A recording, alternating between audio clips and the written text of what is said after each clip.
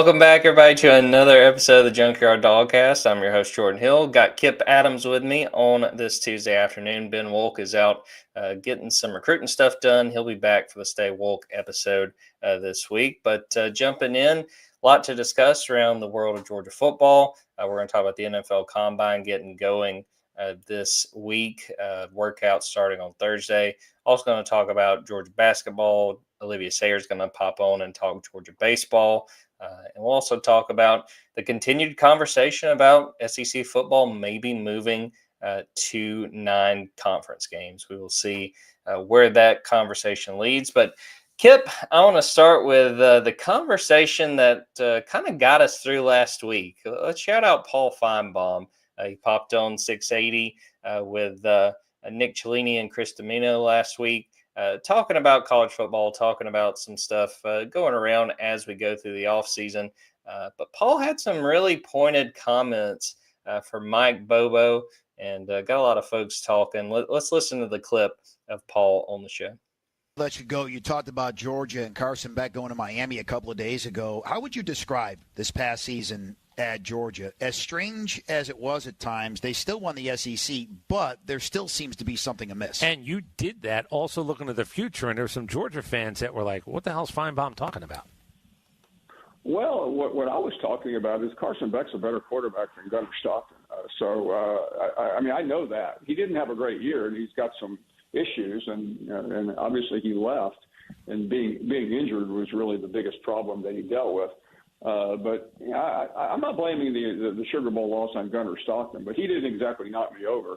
I frankly believe Georgia's problem is at the offensive coordinator's position. I think Kirby Smart, for as great as I believe he is, and I know you guys agree, is being way too loyal to Mike Bobo, and I would get rid of Bobo today. I think that was the frustrating part of last season.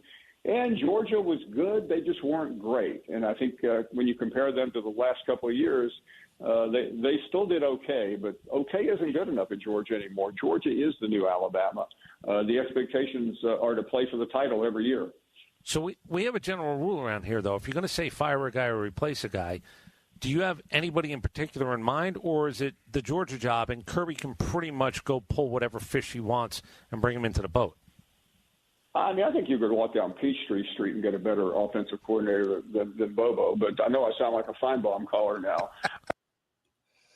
Yeah, I think Paul might have taken a step too far with the Peachtree Street comment. But Kipp, what did you make of what Paul had to say? I know it lit up the Junkyard last week. A lot of conversation about his comments on Mike Bobo.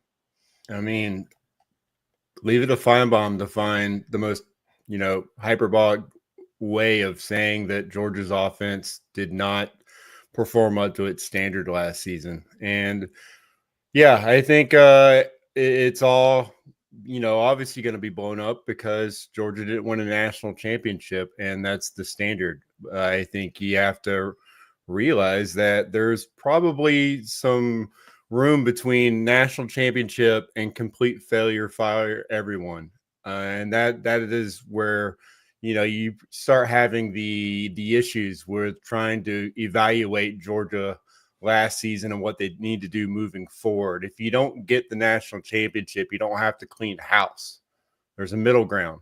We just came off of a year before that, Georgia's offense being one of the best it's ever been.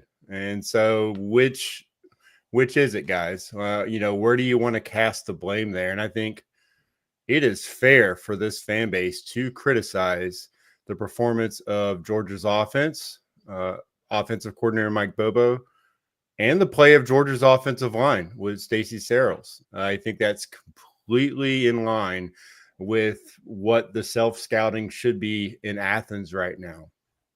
But I think the disconnect for me starts when you just say that, Kirby Smart doesn't realize what everyone is seeing, that he doesn't see the exact same product that everyone else saw, and that he's just being oblivious because these guys are his friends. I think that by saying that, you were saying that your head coach, Kirby Smart, is being ignorant and does not know what he's doing.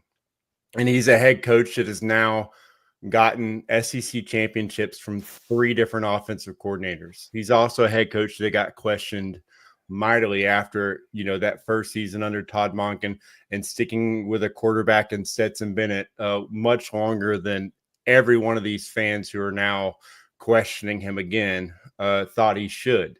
So he has proven people wrong in the past. He does deserve the benefit of the doubt. And everyone should agree that if Georgia's offense is not, up to par this season, that changes should be made. But I don't think they're going to be made this offseason. I think this is the coaching staff you have.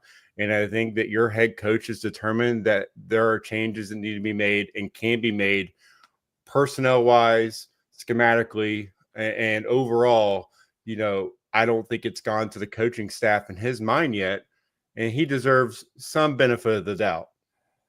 Yeah, you kind of hit on my biggest point from this is that there's probably a middle ground. I think you're over exaggerating when you say you could pull anyone on Peachtree Street and they could be a better offensive coordinator, because we're talking about an offense in 2023 that they are on the cusp of beating Alabama in the SEC title game. They come up just short, and then they absolutely wax a Florida State team that, granted, did not have all of its players, but I mean Georgia just made it look like child's play. And, I think it's very fair to critique and criticize Mike Bobo because of this offense last year. A point we made probably after the Sugar Bowl and sort of the weeks leading, or the weeks that followed, I should say, is that, you look at this offense, and I don't think you could say there was a single player who got better. You could say that there were players who played just as well as they did in 2023, but we know Carson Beck didn't play better.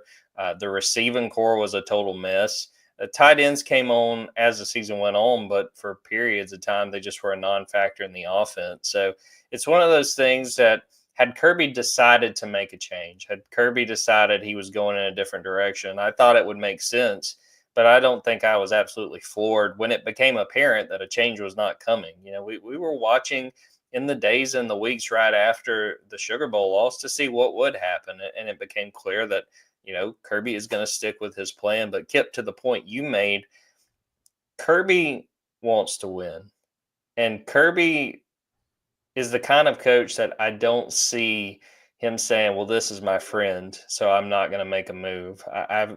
He is going to put the program first.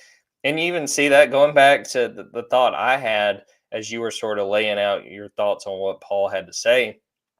Go back to 2019, James Coley gets a year as offensive coordinator, and it didn't go well. And, I think it's been proven that the fact that, James Coley wound up coming back to Georgia, that they have a good working relationship, but Kirby took a step back and said, this isn't working.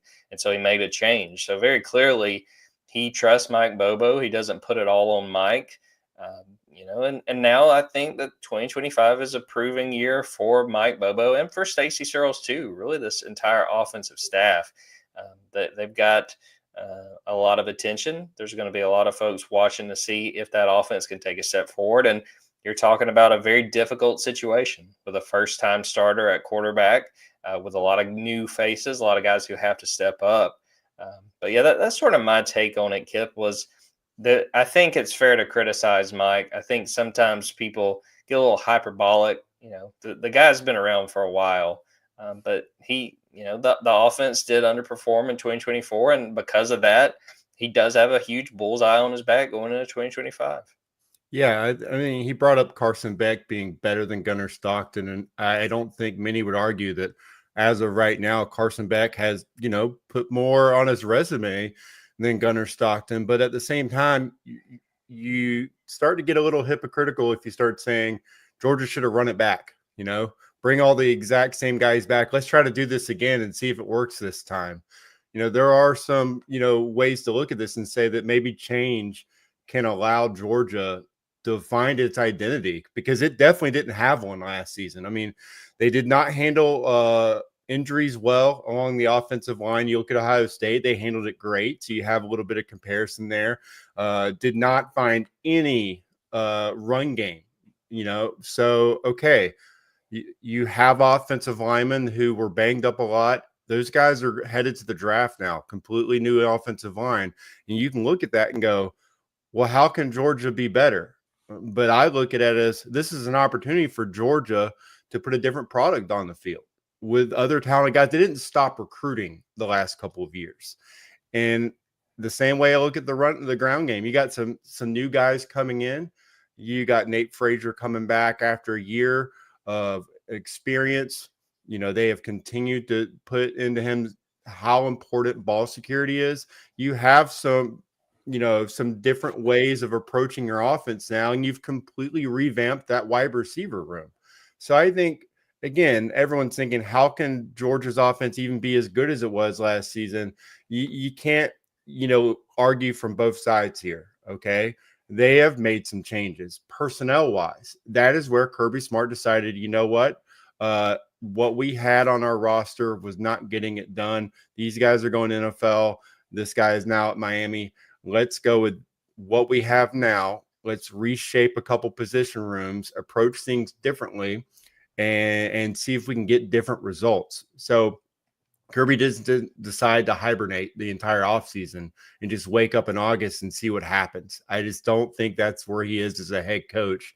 And, maybe we're having a different discussion this time next year, but I do think he still has earned that benefit of the doubt that he's willing to make changes. It's just it doesn't always have to be on the coaching staff. And that self-scouting that's happened over the last couple of weeks in Athens, I think they've probably made some choices. They've made some tough, comments on themselves and been honest about what they did last season.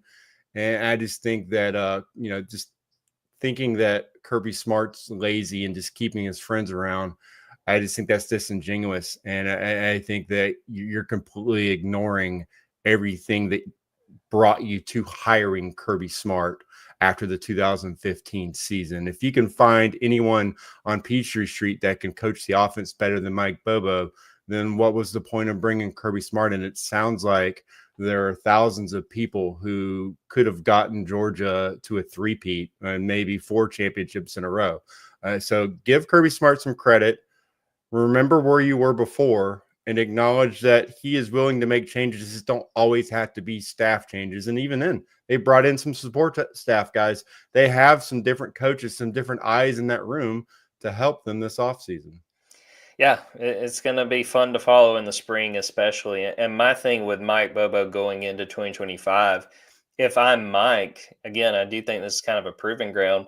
You're going to do it with your guy. I mean, Gunnar Stockton is a guy that he's known basically all of Gunnar's life, was a guy that I remember when Mike went to Auburn and was the offensive coordinator, a lot of people said, all right, they're going to get this Gunnar Stockton kid because they're so tight. And then Gunnar commits to Georgia, and then ultimately Mike winds up at Georgia. So we're going to be following this offense, Kipp, and seeing what happens. And again, spring practice a couple weeks away. Super excited to watch it all play out.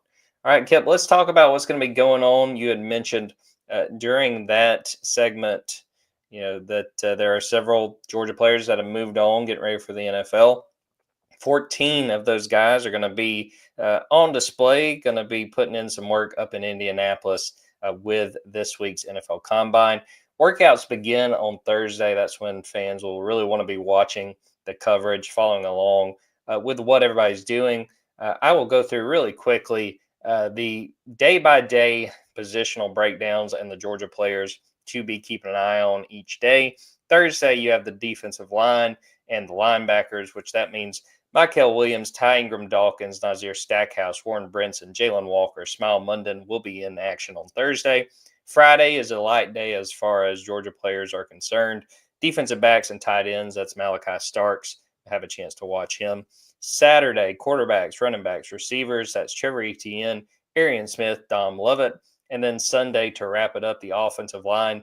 This is a heavy one for Georgia. Tate Ratledge, Dylan Fairchild, Jared Wilson, Xavier Truss. So, Kipp, we know we're going to be watching very closely, following to see what goes on day after day. I want to kind of take this day by day. We will skip Friday because Malachi is the only guy going for Georgia.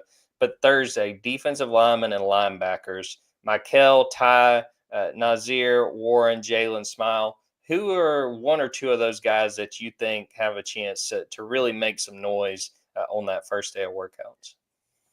I think I got to go with Ty Ingram Dawkins just because I don't know where he's projected. And I want to get more of a sense of what the NFL scouts think about him. So I'm going to be watching the combine regardless because honestly, I think it's my favorite week of the year other than the actual draft.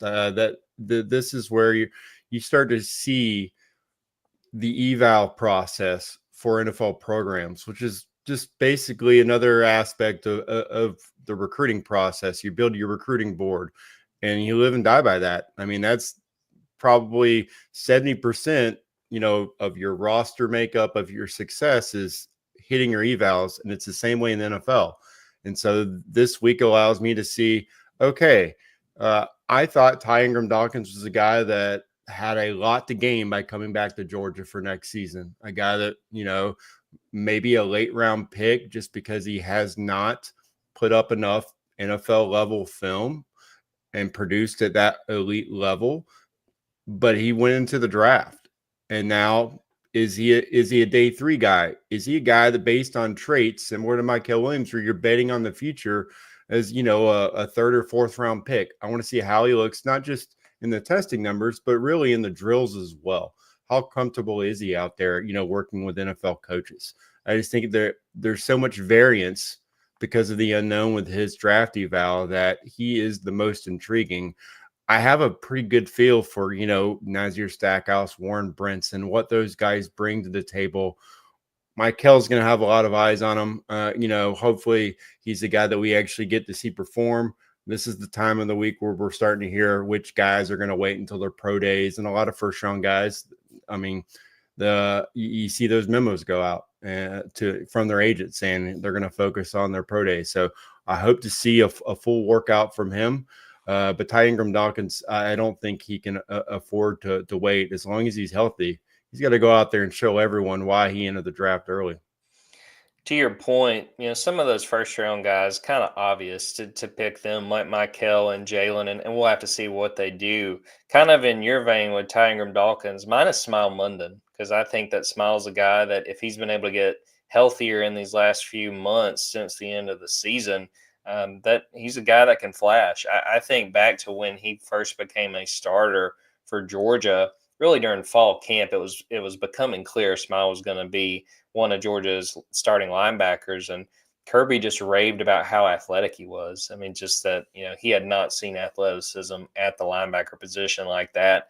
Smile's a guy that, worked and grinded through injuries for each of the last couple of years. It was so huge for Georgia in that process. And he's a guy that, I don't know exactly where he'll go and where folks rank him among the linebackers, but I was a big fan of watching Smile Munden play. Fascinated to see what he does in these workouts. I think he can really help himself.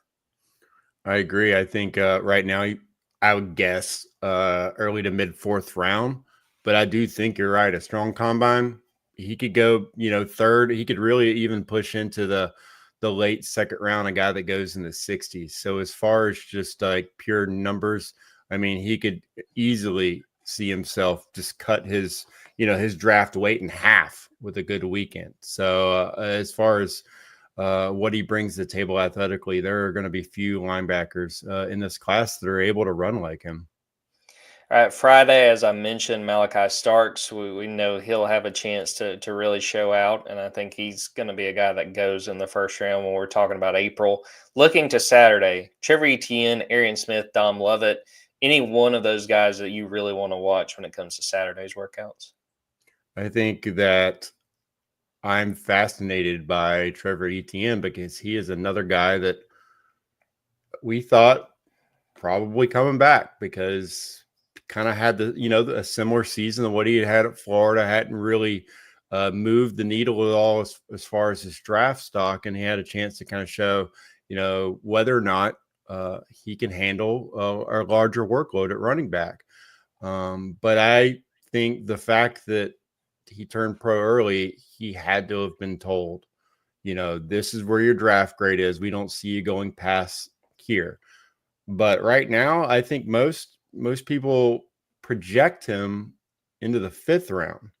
So once he gets to the drill work, he's going to shine. That's where he should do really well, because we know he's got outstanding hands. We know that he does well in short area, good burst. But if he runs the 40, it could make or break. We could be talking about a guy that's a day 3 pick, or a guy that it goes in the 3rd round, or late 2nd round.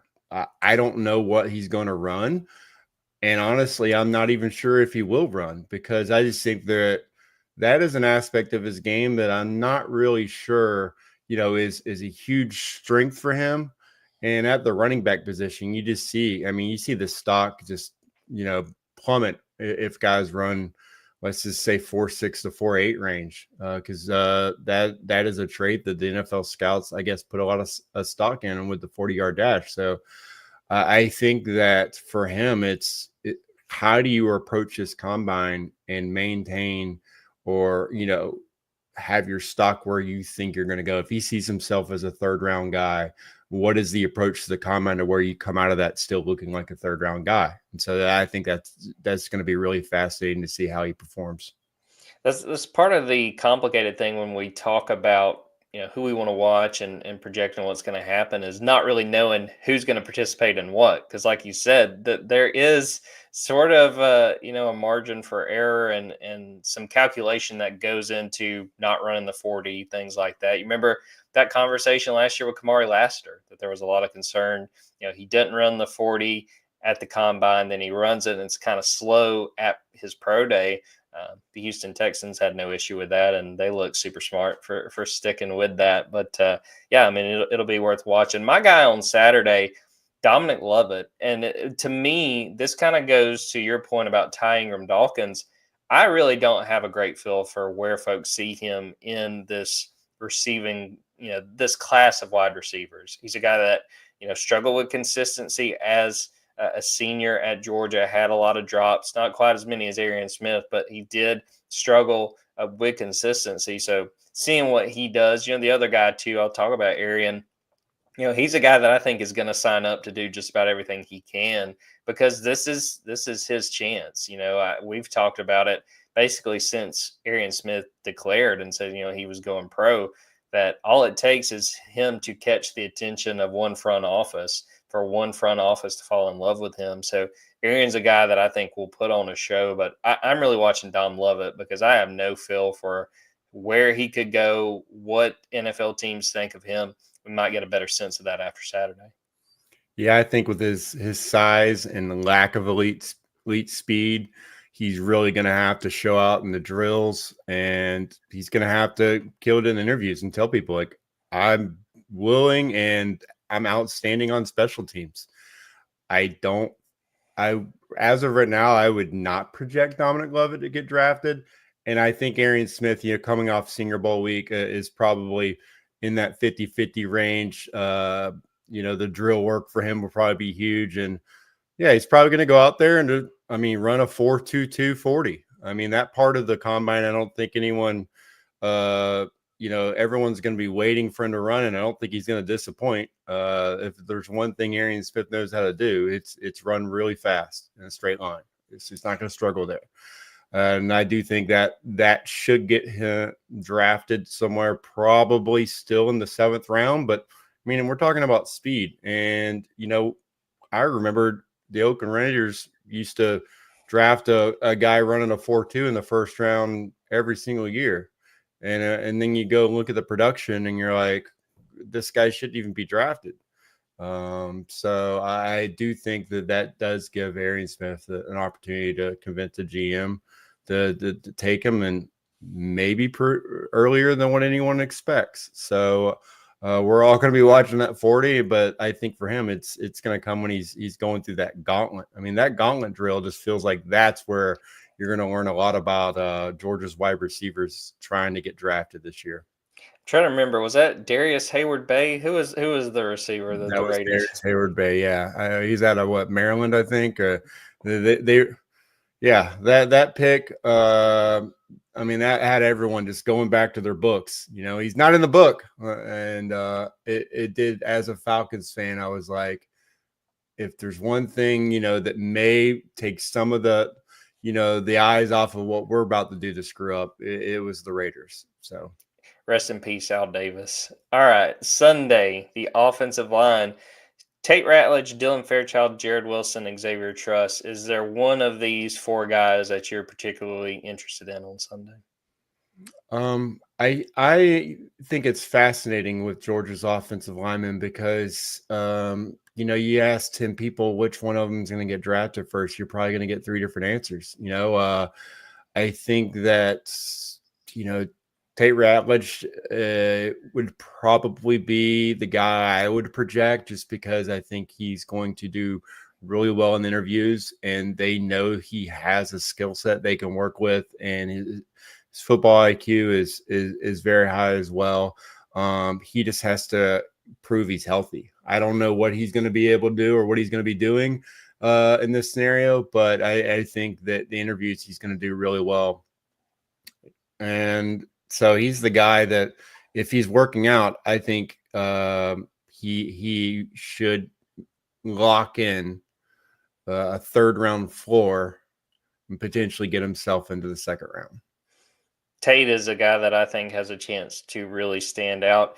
The guy I would pick is Dylan Fairchild, because I'm really high on Dylan Fairchild. I don't know when he'll be drafted, but I thought he did a fantastic job at Georgia. He was a guy that was able to stay healthy last year when practically the rest of the offensive line could not. I think if I had to make a bet, I would say Tate Ratledge goes off the board before Dylan, but I'm really high on Dylan Fairchild, Kipp. I think he has a chance to really stand out. I want to see what he does on Sunday, and if he's able to generate any kind of buzz out of his performance. Yeah, I think, again, we're sensing a common theme here. It really is about if they test healthy, right? I mean, and even with Jared Wilson, the medical evals with him, we know he's probably going to be the most athletic center available in the draft, and we think could be the first center taken. You never know what that means as far as where he's going to be on the draft board because of the positional value. As a Falcons fan, I'm sitting here wondering, man, it'd be a great year to have a 3rd round pick, but gosh, we don't have one. So I don't expect any of these guys to be available when we pick around, I think, 113, 114. But he's a guy that would make a lot of sense for Atlanta. So, you know, they're going to trade up every year. I think he's a guy that, you know, if you have the opportunity to trade up, you know, into the, let's just say the mid 80s, it would make a lot of sense because I do think that his best football is in front of him. It's fascinating to see 1 year as a starting offensive lineman and being the best at your position in the draft. I think that's incredible. Kind of reminds me of Glenn Schumann's linebacking group. And, you know, when you had like Channing Tindall not even starting and getting drafted around that time, it just says a lot about how NFL teams value Georgia football. The practice film for them has to have an insane value for them to be able to leave early. A lot of these guys without the experience or production normally attached to these high draft picks. Yeah, it's going to be something to watch all week. Again, the workouts will start on Thursday. Stay glued to Dogs 24/7. We will have content out of the combine. And thanks to some of the fine folks at 24/7 Sports, we may have some video as well. Hopefully having some from some of the folks talking up there. All right, Kipp, we're going to take a quick break, come back, talk about the building conversation about the SEC moving to 9 conference games. We're talking about Georgia baseball, and we're going to finish off with some Georgia basketball talk.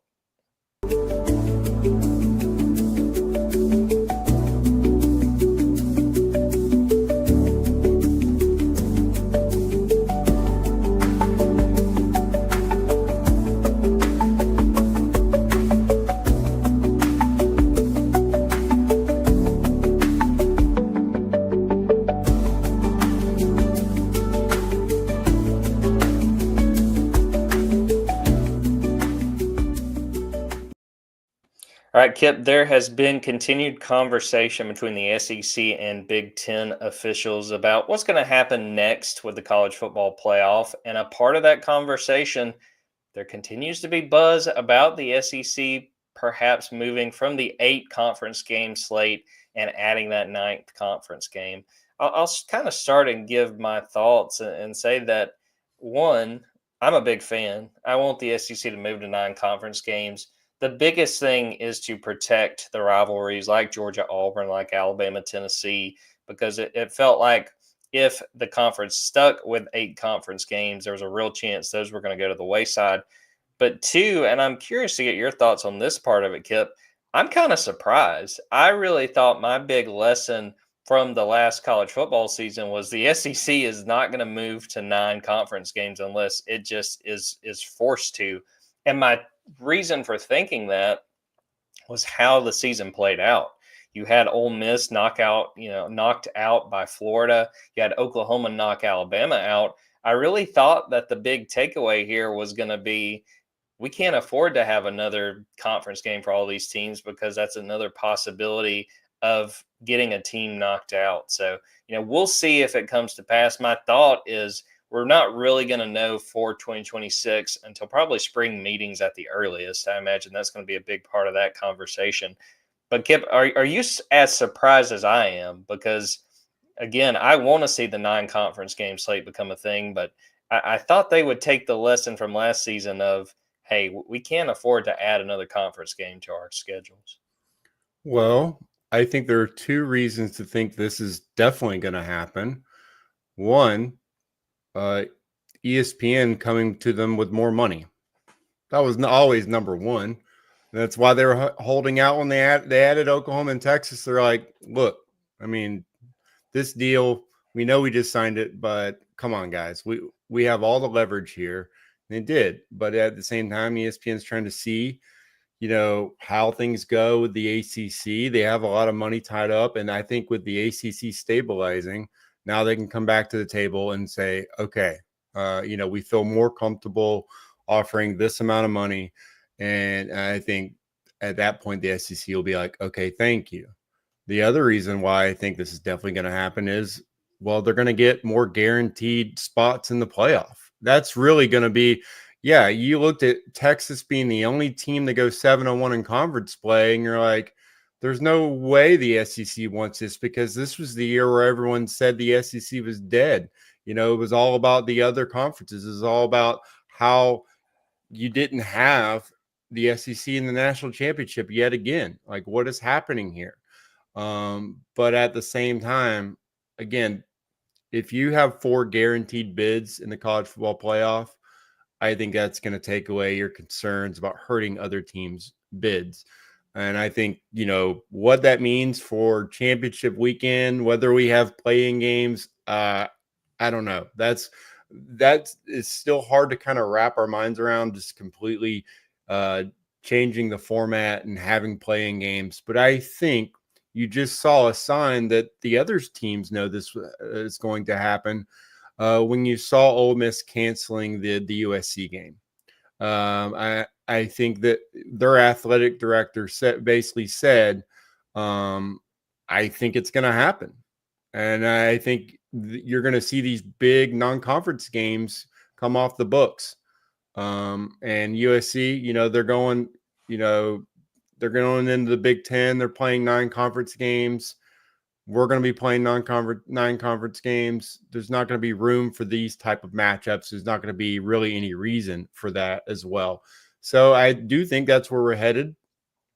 And I am fascinated to see what that means as far as the conference championships in that weekend. But there is no way anyone should be supporting the possibility of Georgia not playing Auburn and Florida and having these rivalries every year. So it may come down to the last week in the spring meetings in 2025 or whenever, but they have to make sure that they protect this tradition in college football. That's where you have to draw the line. The other changes, a lot of them make sense. Most of them are money driven. But if you start taking away rivalry games, then you're really going to lose fan support. And I think that's when it would start showing up in the bottom line, not just in TV numbers, but probably in the stadiums as well. Yeah, you look at Georgia the next few years, it works out as it stands where a lot of the upcoming seasons, not counting 2025, but they've only got 3 non-conference games on the books. So it's not a situation where Georgia would have to be backing out of some of those games. And there's some interesting games along the slate in some of those years. Florida State, there's a year where they play Clemson again. So it's going to be fascinating. And, we talk about everything changing. There's been, people throwing out ideas of conference championship weekend. Hey, we're going to have 3 games because that's going to be, like Kipp was saying, kind of those playing games. I'm okay with tinkering with championship weekend. I think we all agree that something has to change there. Just leave the rivalries, like I've been saying. Let's keep those going, and we'll figure out everything else. All right, we're going to switch gears and talk about Georgia baseball, off to a really strong start. 8-1 on the season. We had Olivia Sayer come on earlier to talk about Georgia baseball and what she's learned to this point in the season. Let's turn it over to Olivia. It is time for another Georgia Bulldogs baseball update. We've got Dogs 24/7's Olivia Sayer on to talk about the 8-1 Georgia Bulldogs. Another successful week for the Bulldogs, taking care of Kennesaw State, UIC. Olivia, hope things are going well, and just get your general thoughts on where this team is right now.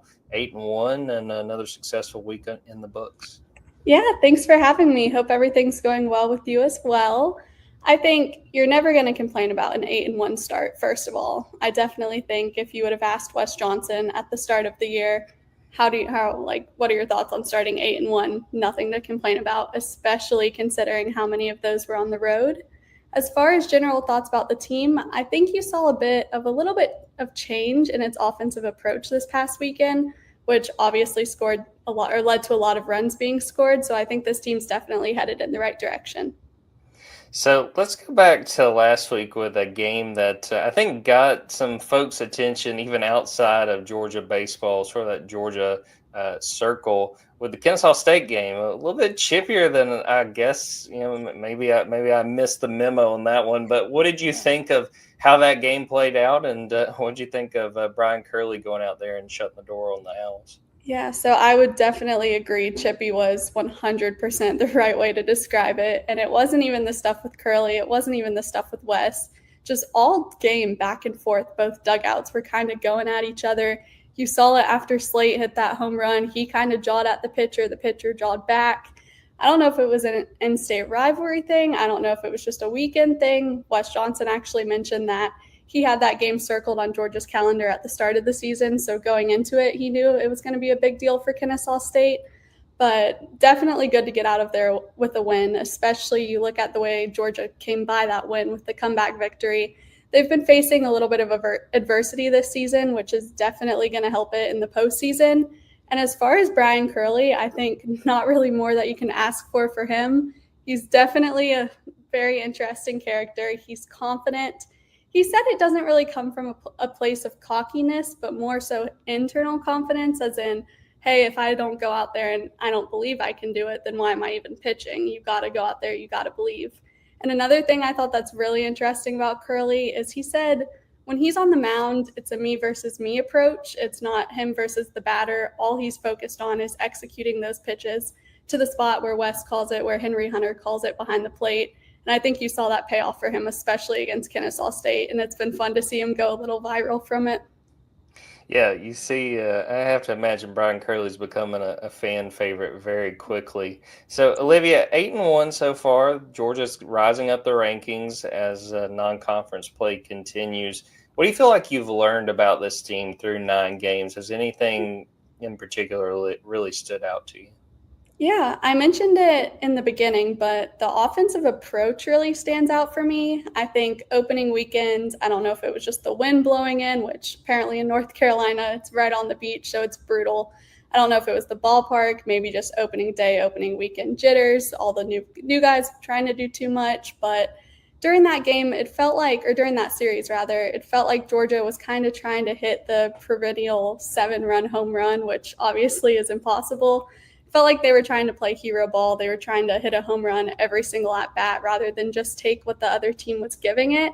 And I think you saw that approach really change against UIC this past weekend. They were taking their walks, taking their singles. I don't remember the exact number, but they have a lot of walks through 9 games so far, which is a stat that they excelled in last year. They're getting hit by pitches.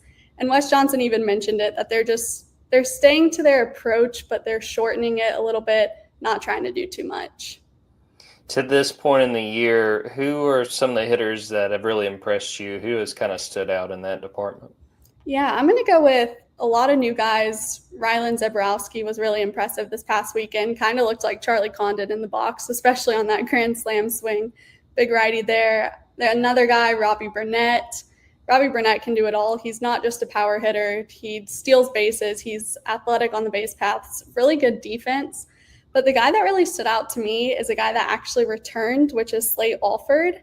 And he's a guy, I think if you were to ask the people within the program, I think they thought he would have been gone after last season, did not get drafted, did have an opportunity to go play, sign with some teams in free agency, but he opted to come back to Georgia, mainly because he said MLB scouts wanted to see an improvement on his defensive ability and his speed. And so he trimmed down a little bit, I think about 20 pounds from last season, and you've really seen the effects of that. He started off the first game against UIC 4 for 4, was a homer away from the cycle. Also playing really solid defense. He hit a triple, scored from first on a double from someone else. So I think he's a guy that's really just shown improvement so far this season. And if he gets hot, watch out, because this Georgia team's going to go with him. You talked about the walks. Georgia already with 64 walks on the season, so they are showing a really good patient approach at the plate. Looking at the pitching, Olivia, who has stood out on that front? Who do you think has impressed to this point in the season?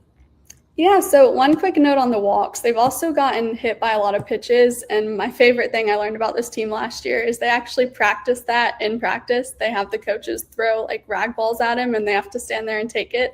So always love that stat. But as far as pitching, a couple of guys that have stood out to me, obviously Brian Curley, and then I think Leighton Finley's come back and done solid what we expect him to do. My main concern on the pitching front is who's going to start for this team. And to be fair, to play devil's advocate a little bit, injuries have played a big role in it. You look, Colton Smith's recovering from those back spasms, started against Kennesaw State, got hit around a little bit. Charlie Goldstein's still getting built up, but he's looked really good in his 2 performances so far. But aside from that, they've tried to start Brian Zeldin twice. I personally don't think Brian Zeldin's a starter. I think you saw that given that UIC hit him the second time through the lineup, which, as you know, in a reliever role, that typically doesn't happen, which is where he was comfortable last season. Zach Brown's another guy that has a lot of potential. They started him against UNC Wilmington. He got hit really bad, was throwing strikes but got hit. He came in and played against UIC, followed Goldstein a little bit, was solid, got a lot of strikeouts, but he's a guy that just needs to be confident on the mound. He has to calm those nerves. And if he can, then Georgia can definitely rely on him. But aside from that, you have your JT Quinn. You have a couple of other guys that are getting stretched out. But if Georgia wants to go deep this season, especially and do well during conference play, it needs to figure out who its starter is. So you look ahead to the week ahead, Georgia State in the midweek, and then Georgia hosts Florida Gulf Coast. What are you watching for? What are you looking to learn from these upcoming games? Yeah, I think what I just touched on, I want to see who's going to step up out of that bullpen and become a true Friday, Saturday, Sunday starter for Georgia. Because as you know, once conference play starts and you're facing all these elite teams, you look at what Tennessee did this past week, and I think it was 24 runs. Oklahoma had an insane week in offensively. You need someone to step up and be that. I think Leighton Finley is going to be that Friday night. I think Colton Smith's going to come back and be that Saturday, maybe Charlie Goldstein as well. But aside from that, who's going to be your game 3 starter once conference play starts? And early in the season, this non-conference slate is the perfect time to figure that out. Olivia, I appreciate you popping on as always. I want to give you the opportunity to plug anything on social media, anything you're working on. Let the folks know where they can follow your coverage. Yeah, so you can find me on Twitter at Olivia K. Sayer. And then I'm working on a couple of interesting, exciting stories. I'm going to do something on Slate, just his performance this past weekend. that chip on his shoulder that he's coming back with. And then I'm also working on a piece explaining Dylan Goldstein's lawsuit against the NCAA. He has, I believe it's a hearing for a preliminary injunction on Tuesday at 5 p.m. So going to explain that a little bit, where it stems from. I believe he submitted a waiver in January that I'll get into. And if he can come back, that would be another huge addition for Georgia. So those are a couple of the things I'm working on. But yeah, excited to see how all that turns out. Never a dull moment around Georgia baseball. Olivia, thanks so much, and keep up the good work. Yeah, Olivia has been crushing it on the Georgia beat. I would encourage y'all to check it out over at Dogs 24/7. Georgia baseball back in action on Wednesday. We'll be playing Georgia State. All right, Kipp, time for the Georgia men's basketball minute. Only one game last week for Georgia. It came up on the wrong end of an 82-70 game at number 1 Auburn. Georgia now 16-11 overall, 4-10 in SEC play. I'll say this: I was pleasantly surprised with how they played. I know that's a 12-point loss, but it hung around a 5 to 6 point game really for the majority of Saturday's game. I thought the way Georgia had been playing lately had set up for Auburn to dominate and to really, kind of put Georgia in its place. I thought that didn't happen. I thought that Georgia played really well. Just didn't have an answer for Janai Broome, which, spoiler alert, not many teams have had an answer for Janai Broome. I think he ended up with 31 and 13. But, a big week ahead for Georgia. They host Florida on Tuesday night.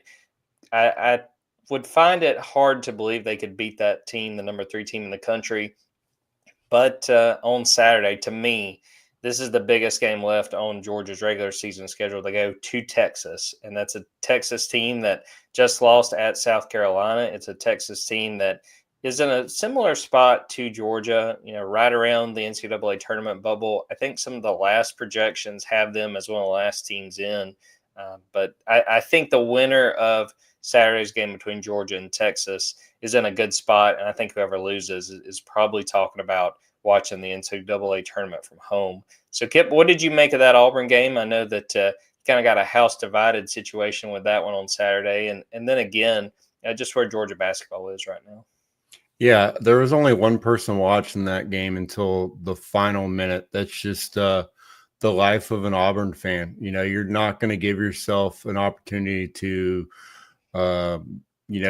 get your heart ripped out. It's just the way Auburn sports tend to be. It's always an extreme. But, Auburn had a better roster. And I think it's just one of those situations where late in games, you got to have guys that can take over and know that they're the best players in the court. And I think that's kind of been Georgia's issue last season. I mean, this season as well. I think, Ace Newell had 20 points and 5 rebounds up against, an incredible roster. That's great for his resume. But I do think at the end, you got outscored 12-5 in the last couple of minutes. Auburn didn't miss a single free throw in the last 2 minutes of the game. And so those are the little things that help you pull out when it's close. And it was closer than anyone expected there toward the end. So for things to change for Georgia, that's what has to change, making your free throws, taking over games and not turning the ball over. And, now with Florida coming to town, that's a team that, again, the last time they played, I think Georgia had it was over a dozen turnovers in the first half. And that game was just never even in doubt. So that's where you have to make sure you're making sure you value possessions in the beginning of this game. I don't think it's, just a completely unwinnable game. I think Georgia's roster and being at home gives them a chance. It should be single digits. And if they're down by 4 or 5 with a couple minutes left, maybe the Stag, gives them an opportunity to pull off an upset. I'm wondering, if Georgia wins 3 games the rest of the regular season and wins 1 in tournament play, do they get in?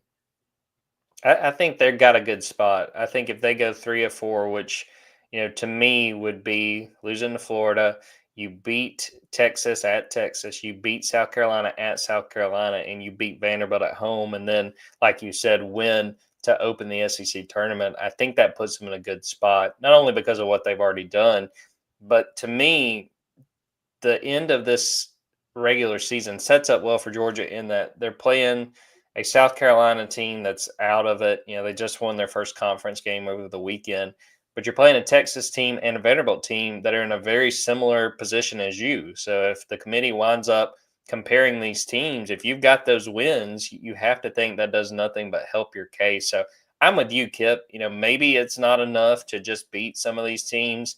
And maybe you need a win like Florida to really bolster your chances. But I think 3 of 4 to end the regular season and then trying to win at least one game in Nashville, I think with what Georgia's done, that might be enough to sneak them in the tournament. The key to Georgia pulling this off and getting in the tournament will be Silas Demery handling the ball better. You cannot you can't make careless mistakes with the basketball.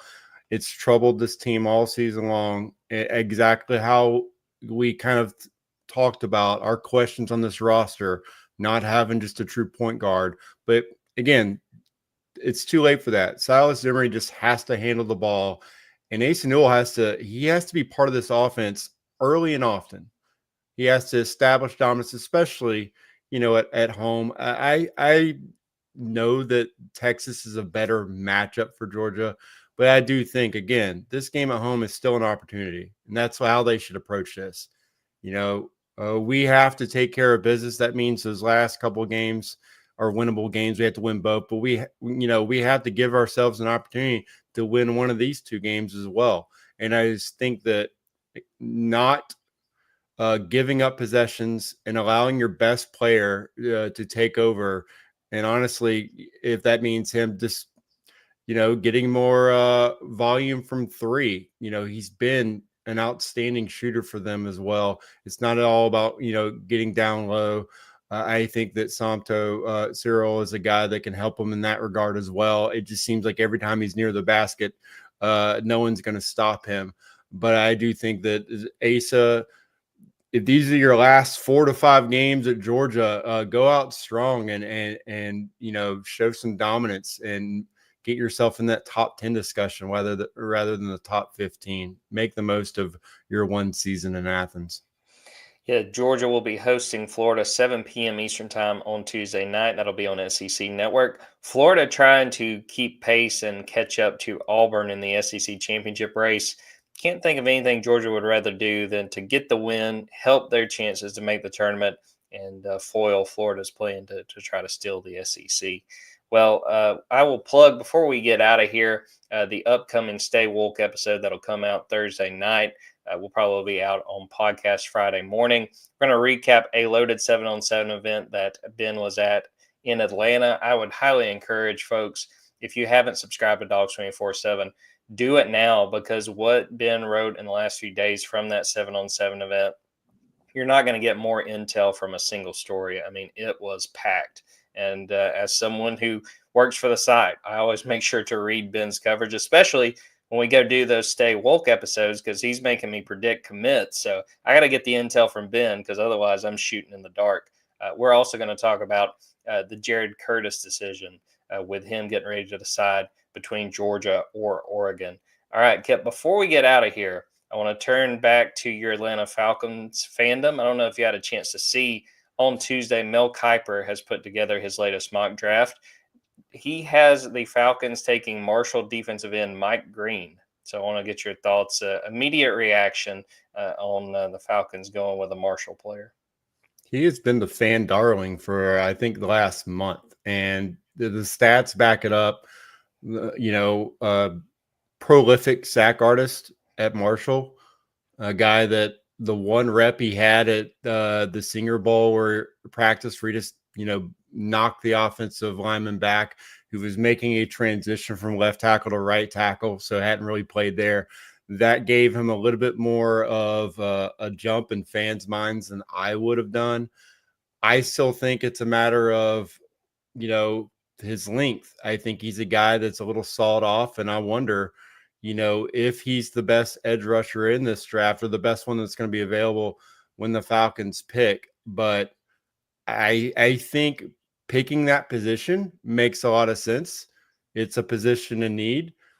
I just don't think you take a pass rusher just to take one. I know that flies in the face of what every Falcons fan always says. They're already set themselves up for the Falcons to take another wide receiver. But I don't think this roster is built enough to where you can say, okay, if we plug in this pass rusher, we'll be set.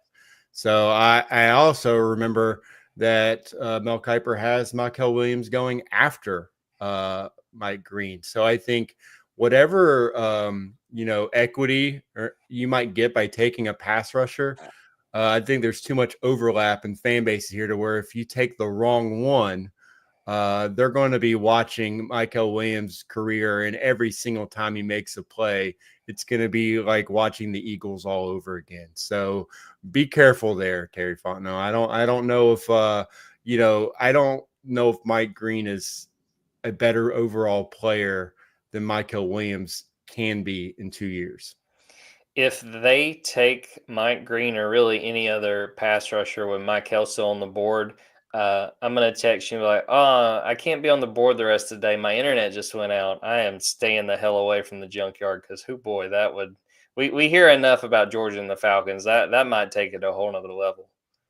Exactly. I don't know if the junkyard – I don't know if our network is capable of handling all the fan bases will be going to the junkyard to see the reactions. And, rightfully so, because like I said, I think Michael Williams is going to probably increase his stock at the combine to where he's a top 10 prospect. So I do think this Mel Kiper projection won't really be something we're discussing 2 weeks from now.